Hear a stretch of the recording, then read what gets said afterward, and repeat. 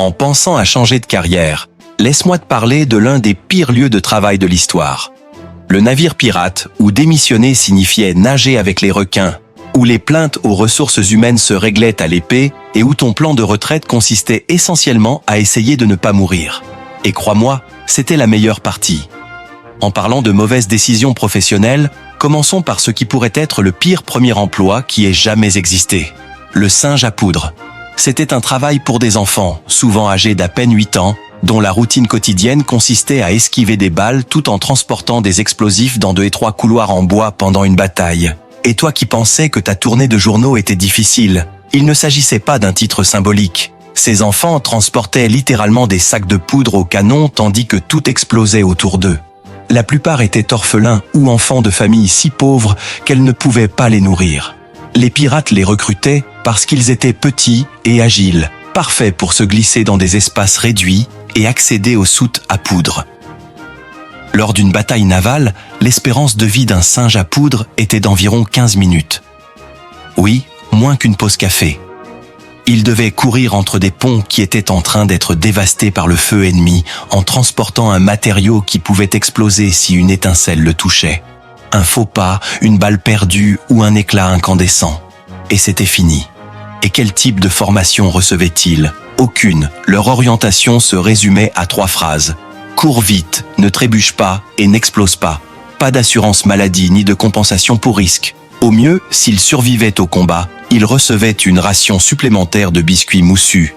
Mais si ces enfants étaient blessés, qui les soignait ? Le chirurgien du navire, un autre poste que l'on pourrait qualifier de cauchemar flottant. L'appeler chirurgien est généreux. Ces hommes n'avaient ni diplôme ni expérience formelle. Ils apprenaient en observant d'autres ou en expérimentant sur des prisonniers.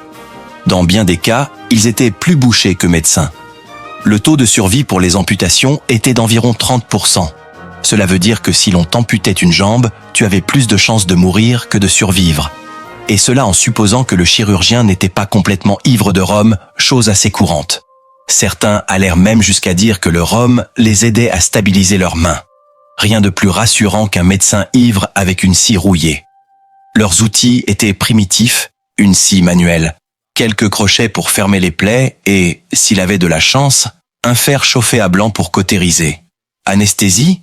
Même pas en rêve. Une bouteille de rhum et un morceau de cuir à mordre, voilà tout ce qu'on t'offrait. Si tu n'avais plus de rhum, on te disait simplement de serrer les dents plus fort. Pour prévenir les infections, leur technique consistait à verser de la poudre ou du vinaigre directement sur la plaie. Car oui, apparemment leur devise était « Si ça ne te tue pas, ça te guérira peut-être ». Et bien qu'incroyable, certains tenaient des registres.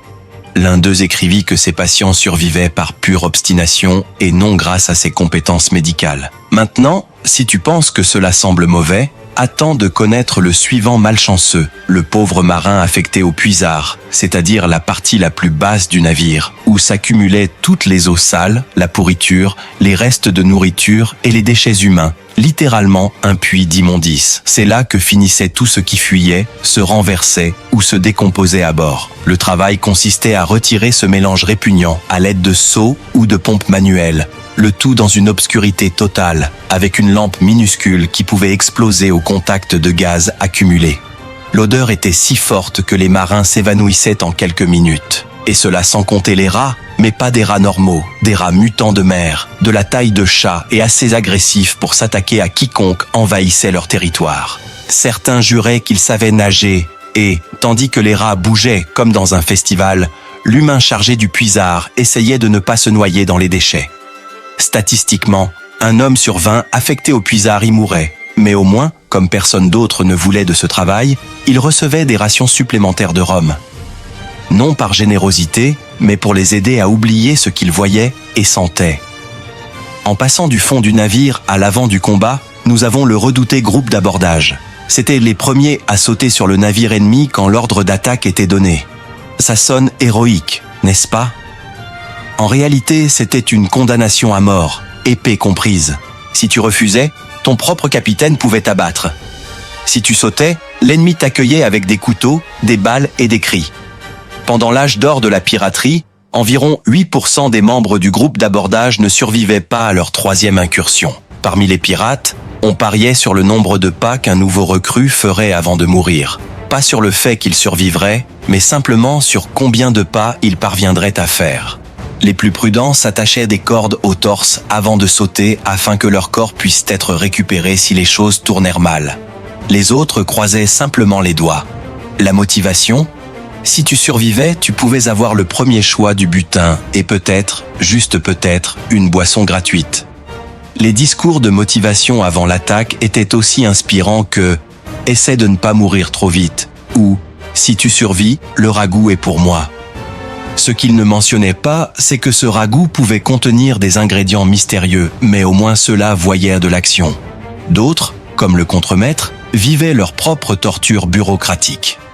Imagine être responsable de contrôler un équipage de pirates armés, impatients et avec un ego surdimensionné. Son travail consistait à attribuer les couchettes, distribuer la nourriture, gérer les bagarres et partager le trésor. Oui, partager le trésor. T'imagines dire à un pirate ivre et armé que sa part est plus petite parce qu'il n'a pas autant aidé ? Beaucoup de contremaîtres apprenèrent vite que la diplomatie pirate se réglait par des menaces ou directement par des coups de couteau. Une entrée de journal raconte que le mardi, ils ont réglé une dispute sur la question de savoir si les sirènes comptaient comme du poisson pour le dîner. 3 coups de couteau avant le petit déjeuner. Et ce n'est que le début. Être contremaître, c'était en gros être le directeur d'une école pleine de délinquants armés d'épées. Il fallait résoudre des bagarres pour le rhum, pour les hamacs, pour les perroquets, et même pour savoir qui avait insulté la mère de l'autre en premier. Et pour ne rien arranger, il fallait faire respecter le code pirate. Oui, les pirates avaient des règles, et quelqu'un devait s'assurer qu'elles soient respectées. Même si tout le monde disait « le code est plus un guide qu'une loi ». Un contremaître déclara avoir répété cette phrase plus de 1000 fois durant son premier mois. Et le pire, c'est que les contremaîtres n'étaient pas choisis par le capitaine, mais élus par l'équipage. C'est-à-dire que quelqu'un décidait volontairement d'entrer dans ce chaos. Parlons de mauvaises décisions. L'un écrivit dans son journal « Je préférerais affronter toute l'armée britannique que dire à Big Mike qu'il a déjà eu assez de rhum pour aujourd'hui. » Cela paraît exagéré, mais sachant que Big Mike mesurait presque 2 mètres et avait un crochet à la place de la main, c'est compréhensible. Les plus astucieux développaient des stratégies, comme provoquer une dispute plus grande pour détourner l'attention de la précédente. Pendant que tout le monde criait confusément, le contremaître avait déjà distribué le pain moisi et décidé qui dormirait à côté du canon qui fuyait. Mais au moins le contremaître restait à l'intérieur du navire, contrairement au pauvre timonier qui devait être sur le pont, exposé aux balles, aux tempêtes, aux feux et aux cris venant de tous les côtés. Tourner la barre peut sembler simple, mais le faire alors que des éclats de bois tombent, qu'on te crie des ordres impossibles et que le vent fouette le navire comme un gigantesque fouet, c'est autre chose. Et le pire, c'est qu'il ne pouvait pas bouger. Même si tout explosait autour de lui, il devait rester là, droit comme un poteau. Certains prenaient cela tellement au sérieux qu'ils se clouaient les mains à la barre avec des clous, littéralement, pour ne pas la lâcher, même en mourant. Et beaucoup le faisaient. En fait, un timonier sur 10 finissait avec des cicatrices permanentes aux mains. La barre se trouvait généralement sur le pont le plus haut et le plus exposé, exactement là où les tireurs ennemis pouvaient viser le plus facilement. Certains navires placèrent même des mannequins de bois à côté du timonier pour tromper les tireurs. Ça marchait parfois, c'était toujours triste. Et pour couronner le tout, si le navire déviait, s'échouait ou entrait dans une tempête, à qui la faute ? Au timonier, bien sûr, même s'il ne faisait qu'obéir aux ordres. C'est comme accuser le volant de la voiture parce que tu t'es trompé de sortie. Sauf qu'ici, au lieu d'un cri ou d'une amende, tu pouvais finir attaché au mât comme punition. Au moins, le timonier avait choisi son travail, contrairement aux pauvres malheureux qui étaient forcés de monter à bord. Parlons des recrues de force, ou ce qu'aujourd'hui on appellerait des kidnappés. Cette pratique, appelée enrôlement forcé, était l'équivalent pirate de te réveiller avec la gueule de bois et de découvrir que tu travailles désormais en haute mer avec une épée à la main. Ils allaient dans les tavernes, assommaient des types imprudents et les embarquaient à bord. Quand ils se réveillaient, ils étaient entourés de mer, de rhum et de cris. Bienvenue dans ta nouvelle carrière. Au début des années 1700, on estime que 40% des équipages pirates étaient composés de ces recrues forcés. Des gens qui n'avaient jamais touché un navire et encore moins manié une épée. Leur formation consistait en « Voilà ta cabine, voilà ton épée, cette extrémité va dans l'ennemi. Essaie de ne pas te poignarder toi-même. » Les vétérans pariaient sur combien de temps ils tiendraient. Un type nommé Gary de Manchester n'a même pas survécu au premier jour. Il est tombé par-dessus bord alors que le navire était encore au port. Record absolu. Les capitaines avaient leur propre discours de motivation pour les nouveaux. Si tu cours, tu te noies. Si tu te bats, on te tue. Si tu travailles dur, tu pourras peut-être dîner. Bienvenue dans la famille. Même Barbe Noire était fan de l'enrôlement forcé. Il disait que les recrues réticentes faisaient les meilleurs pirates parce qu'elles avaient quelque chose à prouver, même si ce qu'elles avaient probablement, c'était la terreur de devenir le prochain garçon au coup de fouet. Oui, encore un vrai travail. Le garçon au coup de fouet était en gros le punching ball humain du navire. Sa seule fonction, recevoir des châtiments pour calmer la fureur du capitaine ou maintenir l'ordre. S'il pleuvait trop, on fouettait le garçon. Si une bataille était perdue, aussi. Si le perroquet du capitaine mourait, le garçon recevait le fouet. Peu importait ce qui arrivait, le garçon au coup de fouet était le coupable universel. Un registre de l'année 1723 mentionne qu'un garçon reçut 47 coups de fouet en un seul mois. La raison ? Le perroquet du capitaine s'était jeté dans un canon pendant une bagarre. Et c'était d'une manière ou d'une autre la faute du garçon. Les navires avaient même des menus de châtiment, allant de te traîner sous la coque à te frapper avec le fameux chat à 9 queues, un fouet noué qui déchirait la peau. Certains capitaines croyaient qu'avoir un garçon au coup de fouet portait chance. Plus le garçon souffrait, plus le navire aurait de succès. Quelle charmante superstition! Un capitaine obligea son garçon à porter une chemise rouge pour que le sang ne gâche pas l'appétit des autres. Quel détail! Mais le plus cruel était que tous les autres le rendaient aussi responsable de tout. Si la nourriture était mauvaise, c'était la faute du garçon. Si une tempête approchait, aussi. C'était comme être le seul technicien informatique dans une famille qui ne sait pas utiliser son téléphone. Tout était de ta faute. Et si tu penses que c'est le pire, prépare-toi à rencontrer le manipulateur de cadavres. Car oui, quelqu'un devait s'occuper des morts à bord et ce n'était pas un travail simple. Les pirates étaient incroyablement superstitieux. Tu ne pouvais pas jeter un corps à la mer comme ça. Tu devais suivre un rituel pour ne pas mettre en colère les dieux de la mer. Le corps devait être cousu dans un linceul avec des boulets de canon comme poids et devait être jeté au coucher du soleil, jamais la nuit, car les fantômes nocturnes étaient plus dangereux. Apparemment, certains manipulateurs cousaient le dernier point à travers le nez, juste pour s'assurer que le mort n'était pas simplement endormi. Parlons de double confirmation. Après les batailles, les cadavres s'accumulèrent plus vite que les plaintes dans un bureau un lundi matin. Le manipulateur passait des heures sous le soleil tropical, entouré de corps gonflés et puants. L'un écrivit dans son journal « J'ai appris que les pirates morts sentent pire que les vivants, et je ne pensais pas que c'était possible. » Et comme si cela ne suffisait pas, certains capitaines utilisaient les corps comme avertissement psychologique, les attachant à l'avant du navire pour intimider les ennemis. Ce qui signifiait que le manipulateur mangeait, dormait et respirait aux côtés de cadavres pendus. La pire partie était la peur constante d'être maudit par les fantômes s'il ne faisait pas correctement son travail. Certains dormaient avec de l'ail et des croix, d'autres murmuraient des excuses au corps pendant qu'ils travaillaient. Une façon très intense d'entretenir des relations professionnelles avec les morts. Au moins, le manipulateur de cadavres avait affaire à des clients qui ne se plaignaient pas. Pas comme le pauvre cuisinier du navire qui devait servir de la nourriture répugnante à des pirates affamés, de mauvaise humeur et armés. Sa cuisine n'était pas un restaurant, c'était un champ de bataille où les ingrédients étaient plus proches de la pourriture que de la fraîcheur. Le cuisinier devait transformer des rations moisies, de la viande salée et du pain dur en quelque chose de vaguement comestible.